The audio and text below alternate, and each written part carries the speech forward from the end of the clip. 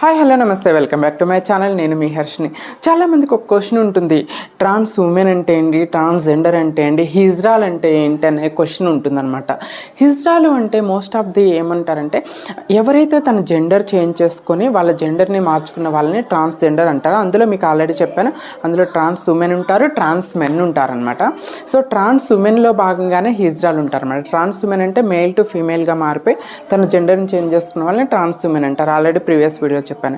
కానీ హిజ్రాలు అంటే ఏంటంటే ఎవరైతే కమ్యూనిటీ బేస్డ్ ఉండి, కమ్యూనిటీలో ఉండి, గురుచీల సిస్టంలో ఉండి కమ్యూనిటీ బేస్డ్ ప్రొఫెషన్స్ అయినటువంటి బెగ్గింగ్ కానీ, బదాయి టోలీలు కానీ ఇలాంటి వాటిని ఫాలో అవుతూ కమ్యూనిటీలో ఉన్నటువంటి ఎవ్రీథింగ్, కమ్యూనిటీలో ఉన్నటువంటి పారంపర్యంగా వస్తున్నటువంటి రీతి రివాజులు అన్నిటినీ ఫాలో అవుతూ కమ్యూనిటీని నమ్ముకుని ఉన్న వాళ్ళని హిజ్రా అంటారు. హిజ్రా కల్చర్కి చాలా ప్రాముఖ్యమైన